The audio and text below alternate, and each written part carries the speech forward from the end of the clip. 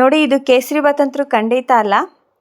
ಮತ್ತೇನು ಅಂತ ಕೇಳ್ತೀರಾ, ಇದು ನೋಡ್ರಿ ನಾನು ಗೋಧಿ ಹಿಟ್ಟಿನಿಂದ ಮಾಡಿರೋ ಅಲ್ವಾ, ಎಷ್ಟು ಸಖತ್ತಾಗಿ ಬಂದಿದೆ ಅಂತ. ಬನ್ನಿ ಮತ್ತೆ ಯಾವ ಥರ ಮಾಡೋದು ಅಂತ ತೋರಿಸ್ತೀನಿ. ಹಾಯ್ ಎಲ್ಲರಿಗೂ ನಮಸ್ಕಾರ, ಹೇಗಿದ್ದೀರಿ? ಚೆನ್ನಾಗಿದ್ದೀರಾ? ನಾನು ಕೂಡ ಚೆನ್ನಾಗಿದ್ದೀನಿ, ನೀವು ಚೆನ್ನಾಗಿದ್ದೀರಾ ಅಂತ ಅಂದ್ಕೊಂಡಿದ್ದೀನಿ. ನಾನು ನಿಮ್ಮ ಪ್ರೀತಿಯ ಮನೆ ಮಗಳು ಮಾಲಾ. ಬನ್ನಿ ಫ್ರೆಂಡ್ಸ್, ಇವತ್ತು ನಾನು ನಿಮಗೆ ಗೋಧಿ ಹಿಟ್ಟಿನಿಂದ ಸಿಂಪಲ್ಲಾಗಿ ಹಲ್ವಾ ಮಾಡೋದು ಹೇಗೆ ಅಂತ ಹೇಳ್ಕೊಡ್ತಾ ಇದ್ದೀನಿ. ಇದನ್ನು ನಮ್ಮ ತಾಯಿಯವರು ನನಗೆ ಹೇಳ್ಕೊಟ್ಟಿದ್ದು, ಅದನ್ನೇ ನಾನು ನಿಮಗೆ ತೋರಿಸ್ತಾ ಇದ್ದೀನಿ. ಬನ್ನಿ ಮತ್ತು ಇದಕ್ಕೆ ಏನೇನು ಬೇಕು, ಯಾವ ಥರ ಮಾಡೋದು ಅಂತ ಪಟ್ ಅಂತ ನೋಡ್ಕೊಂಬರೋಣ. ನೋಡಿ, ಈಗ ನಾವು ಸ್ವಲ್ಪ ತುಪ್ಪನ ಕಾಯಕ್ಕಿಟ್ಕೋಬೇಕು. ಏನಿಲ್ಲ ಅಂದರೂ ಒಂದು 20 ನಿಮಿಷದಲ್ಲಿ ರೆಡಿ ಆಗಿಬಿಡುತ್ತೆ ನಿಮಗೆ ಹಲ್ವಾ, ಗೋಧಿ ಹಿಟ್ಟಿಂದ ಹಲ್ವಾ. ನೀವು ಸಕ್ಕರೆ ಬೇಕಾದರೆ ಹಾಕ್ಬೋದು, ಬೆಲ್ಲ ಬೇಕಾದರೆ ಹಾಕ್ಬೋದು. ಆದರೆ ನಾನಿಲ್ಲಿ ಬೆಲ್ಲ ಪಾನಕನ ಮಾಡಿಬಿಟ್ಟು ಹಾಕ್ತಾಯಿದ್ದೀನಿ. ಇವಾಗ ನೋಡಿ, ಪಾತ್ರೆ ಕಾದಿದೆ, ಇದಕ್ಕೆ ಸ್ವಲ್ಪ ತುಪ್ಪನ ಹಾಕ್ತಾಯಿದ್ದೀನಿ. ಇವಾಗ ಅದೇ ತುಪ್ಪಕ್ಕೆ ಸ್ವಲ್ಪನೇ ಗೋಡಂಬಿ ಮತ್ತು ದ್ರಾಕ್ಷಿ ಹಾಕ್ತಾಯಿದ್ದೀನಿ ನೋಡಿ.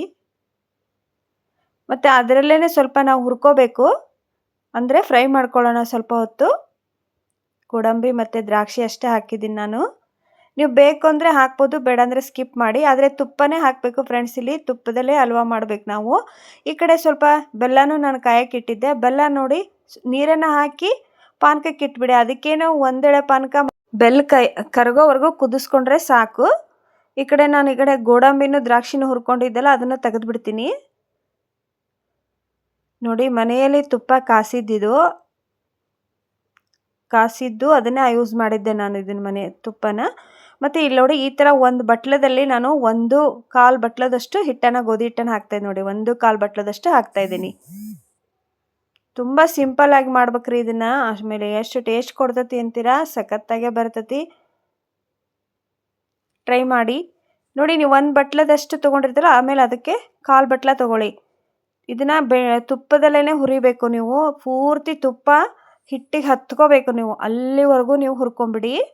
ತೋರಿಸ್ತೀನಿ ನೋಡಿ ಫ್ರೆಂಡ್ಸ್ ನಾನೀಗ. ನೀವು ಕೈ ಬಿಡ್ದಂಗೆ ಕಲಿಸ್ಕೊತಾ ಇರಿ, ಇಲ್ಲಾಂದರೆ ಗಂಟು ಆಗಿಬಿಡುತ್ತೆ ಹಿಟ್ಟು. ತುಪ್ಪ ನಾನು ಮನೆಯಲ್ಲೇ ಕಾಸಿದ್ದೆ, ಹಾಗಾಗಿ ಕೆಳಗಡೆ ಸ್ವಲ್ಪ ತುಪ್ಪ ಇರುತ್ತಲ್ಲ, ಅದನ್ನೇ ತೊಗೊಂಡು ಯೂಸ್ ಮಾಡಿದ್ದೀನಿ. ತುಪ್ಪನ ಕಾಸಿಬಿಟ್ಟು ಸ್ವಲ್ಪ ಉಳಿದಿತ್ತಲ್ವ ಅದನ್ನೇ ಹಾಕಿದ್ದೆ ನೋಡಿ. ತುಪ್ಪ ಹಾಕಿ ಗೋಧಿ ಹಿಟ್ಟನ್ನು ಹುರ್ಕೋಬೇಕು. ಈ ಥರ ಮುದ್ದೆ ಆಗಬೇಕು ಅದು, ಅಲ್ಲಿವರೆಗೂ ನೀವು ಹುರ್ಕೊಳ್ಳಿ ನೋಡಿ. ಏನಾದರೂ ಅರ್ಥ ಆಗಲಿಲ್ಲ ಅಂದರೆ ಕಮೆಂಟ್ ಬಾಕ್ಸ್ ಒಳಗೆ ಕಮೆಂಟ್ ಹಾಕ್ರಿ. ನಾನು ಮಾಡುವಂಥ ನಮ್ಮ ಹಳ್ಳಿ ಸೈಡು ಅಡುಗೆಗಳನ್ನು ಹಾಕ್ತಾ ಇರ್ತೀನಿ ರೀ. ದಯವಿಟ್ಟು ಪೂರ್ತಿ ವಿಡಿಯೋ ನೋಡ್ಕೊತ ಬನ್ನಿ, ಸಪೋರ್ಟ್ ಮಾಡಿರಿ. ಮತ್ತು ನಿಮ್ಮ ಫ್ರೆಂಡ್ಸ್ಗೆಲ್ಲ ವಿಡಿಯೋ ಶೇರ್ ಮಾಡಿರಿ. ನಮ್ಮ ಬನಶಂಕರಿ ಚಾನಲನ್ನು ಸಬ್ಸ್ಕ್ರೈಬ್ ಮಾಡಿಕೊಂಡು ವಿಡಿಯೋ ನೋಡಿ ಸಪೋರ್ಟ್ ಮಾಡಿ. ಈ ಕಡೆ ಬೆಲ್ಲನೂ ಕರಗಿಬಿಡ್ತು ನೋಡಿರಿ. ಇಷ್ಟು ಕರಗಿದ್ರೆ ಸಾಕ್ರಿ, ಇದಕ್ಕೇನು ಪಾನಕ ಏನು ಬೇಕಾಗಿಲ್ಲ. ನೀವು ಬೇಕಂದರೆ ನಾವು ಸಕ್ಕರೆಯಿಂದ ಮಾಡ್ಕೊತೀವಿ ಅನ್ನೋದಾದರೆ ಸಕ್ಕರೆ ಪುಡಿ ಮಾಡ್ಕೊಳ್ಳಿ. ಬಿಸಿನೀರನ್ನು ಕಾಸಿಬಿಟ್ಟು ಈ ಥರ ಹಿಟ್ಟಾದಮೇಲೆ ಬಿಸಿನೀರನ್ನು ಹಾಕಿ ಆಮೇಲೆ ಸಕ್ಕರೆ ಪುಡಿ ಹಾಕಿ ಕಲಿಸ್ಕೋಬೇಕು.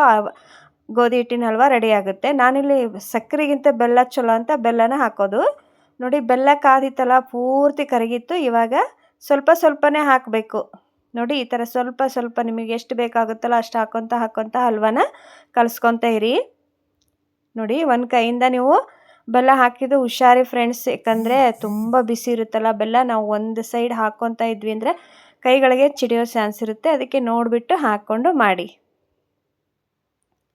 ಇವಾಗ ನೋಡಿ ಮತ್ತೆ ಹಾಕ್ತಾಯಿದ್ದೀನಿ ನಾನು ನೋಡಿ. ಅದೆಲ್ಲ ಪೂರ್ತಿ ಬಿಟ್ಕೋಬೇಕು, ಅಲ್ಲಿವರೆಗೂ ನೀವು ಕಲಿಸ್ಕೊತಾನೆ ಇರಿ.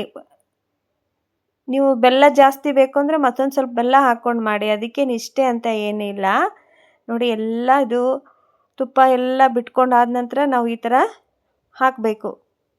ಬೆಲ್ಲದ ನೀರನ್ನು ಹಾಕಿಬಿಟ್ಟು ನೋಡಿ, ಅದಕ್ಕೆ ನಾನು ಗೋಡಂಬಿ ದ್ರಾಕ್ಷಿ ಹುರಿದಿಟ್ಕೊಂಡಿದ್ನಲ್ಲ ಅದನ್ನು ಹಾಕ್ತೀನಿ. ಸಕ್ಕರೆ ಮಾಡೋದಿದ್ರೆ ಸಕ್ಕರೆ ಪುಡಿ ಮಾಡಿಟ್ಕೊಳ್ರಿ. ಬಿಸಿನೀರನ್ನು ಕಾಸಿ ತುಪ್ಪದೆಲ್ಲ ಹುರ್ಕೊಂಡಾದ್ಮೇಲೆ ಬಿಸಿನೀರು ಹಾಕಿ ಒಂದು ಸ್ವಲ್ಪ ಹೊತ್ತು ಕೈ ಆಡಿಸ್ಕೊಂಡು ಆಮೇಲೆ ಸಕ್ಕರೆ ಪುಡಿ ಹಾಕಿದರೆ ನೀವು ಅದನ್ನು ಸಹಿತ ಹಲ್ವಾ ಮಾಡ್ಬೋದು. ಬೇಕಾದ್ರೆ ಅದನ್ನು ಒಂದು ವಿಡಿಯೋ ಹಾಕ್ತೀನಿ. ಆದರೆ ನಮ್ಮ ತಾಯಿಯವರು ಹೇಳ್ಕೊಟ್ಟದ್ದು ಇದೇ ಥರ ರಾಗಿ ಹಿಟ್ಟಿನ ಹಲ್ವಾನು ಮಾಡ್ತೀವಿ ನಾವು. ಮತ್ತು ತುಂಬ ಚೆನ್ನಾಗಿ ಬರುತ್ತೆ, ಟ್ರೈ ಮಾಡಿ ಫ್ರೆಂಡ್ಸ್ ನೋಡಿ. ಇವಾಗೆಲ್ಲ ಆಯಿತು. ಬೇಕಾದ್ರೆ ಇದಕ್ಕೆ ನೀವು ಸ್ವಲ್ಪ ತುಪ್ಪನ ಹಾಕ್ಬೋದು. ತುಪ್ಪ ಜಾಸ್ತಿ ತಿಂತೀವಿ ಅನ್ನೋದಾದರೆ ಇದಕ್ಕೂ ಹಾಕ್ಬೋದು ತುಪ್ಪನ ಫ್ರೆಂಡ್ಸ್. ಅಲ್ಲಿ ನಾನು ತುಪ್ಪ ಕಾಯುವಾಗ ಅದು ತುಪ್ಪ ಕೆಳಗಡೆದ್ದು ಸಹಿತ ಹಾಕಿದ್ದೆ, ಅದಕ್ಕೋಸ್ಕರ ಆ ಥರ ತುಪ್ಪ ಕಾಣ್ತಿದೆ ನೋಡಿರಿ. ಇಲ್ಲಿ ಒಂದು ಬಟ್ಲಿಕ್ಕೆ ನಾನು ಹಾಕ್ಕೊಂಡಿದ್ದೀನಿ ಹಲ್ವಾನ. ಎಷ್ಟು ಸಖತ್ತಾಗೆ ಬರ್ತೈತೆ ಫ್ರೆಂಡ್ಸ್ ನೋಡಿ. ನೀವು ಬೇಕಾದ್ರೆ ಅದನ್ನು ಪೀಸ್ ಆದರೂ ಮಾಡ್ಕೊಂಡು ತಿನ್ನಿ. ಸ್ವಲ್ಪ ಅಗಲ ಪಾತ್ರೆಗೆ ಕೇಕ್ ಕ್ರೇಟ್ ಇತ್ತು ಅಂದರೆ ಅದೆಲ್ಲ ಹಾಕಿ ಅಗಲ ಮಾಡಿಕೊಂಡು ಪೀಸ್ ಆದರೂ ಮಾಡಿ ಇಟ್ಕೊಳ್ಳಿ. ನಾನಿಲ್ಲಿ ಇದೇ ಒಂದು ಬಟ್ಲಕ್ಕೆ ಹಾಕಿ ಇಟ್ಕೊಂಡಿದ್ದೆ. ಆದರೆ ಬಟ್ಲಿಗೆ ಸ್ವಲ್ಪ ತುಪ್ಪನ ಹಚ್ಚಿಟ್ಕೊಳ್ಳಿ. ನೋಡಿ ಎಷ್ಟು ಮೃದುವಾಗಿದೆ ಅಲ್ವಾ ಅಂತ, ಸಖತ್ತಾಗೆ ಬರುತ್ತೆ ಫ್ರೆಂಡ್ಸ್. ಖಂಡಿತ ಟ್ರೈ ಮಾಡಿ. ನೋಡಿ ನಮ್ಮ ತಾಯಿಯವರು ಮಾಡ್ತಾರೆ ಇದನ್ನು, ತುಂಬ ಚೆನ್ನಾಗಿ ಮಾಡ್ತಾರೆ. ನಾನು ಇನ್ನೊಂದು ಕಡೆ ಏನು ಮಾಡಿದೆ, ಒಂದು ಪ್ಲೇಟಿಗೆ ಅದನ್ನು ಹಾಗೆ ಆ ಬಟ್ಲನ್ನ ಈ ಕಡೆ ತಿರುಗಿಸಿ ದಬ ಹಾಕ್ಬಿಟ್ಟೆ. ನೋಡಿ ಮೇಲ್ಗಡೆ ಹಾಗೆ ಇರಲಿ ಅಂತ ಗೋಡಂಬಿ ಇಟ್ಟಿದ್ದೀನಿ. ಮತ್ತು ಒಂದು ಪ್ಲೇಟಿಗೆ ನಾನು ಈ ಥರ ಸರ್ವ್ ಮಾಡಿಕೊಂಡೆ. ನೋಡಿ ಯಾವ ಥರ ಬಂದಿದೆ ಅಂತ, same to same kesari bath ಥರ ಕಾಣುತ್ತೆ. ಆದರೆ ಕೇಸರಿ ಬಾತ್ ಅಲ್ಲ, ಗೋಧಿ ಹಿಟ್ಟಿನ ಹಲ್ವಾ ರೆಸಿಪಿ. ನಿಮಗೆ ಇಷ್ಟ ಆಯಿತು ಅನ್ಕೋತೀನಿ, ಇಷ್ಟ ಆಗಲೇಬೇಕು. ಮತ್ತು ಈ ನಿಮ್ಮ ಪ್ರೀತಿಯ ತಂಗಿ ಸಿಸ್ಟರ್ಗೆ ಎಲ್ಲರೂ ಸಪೋರ್ಟ್ ಮಾಡೋದನ್ನು ಮರಿಬೇಡ್ರಿ.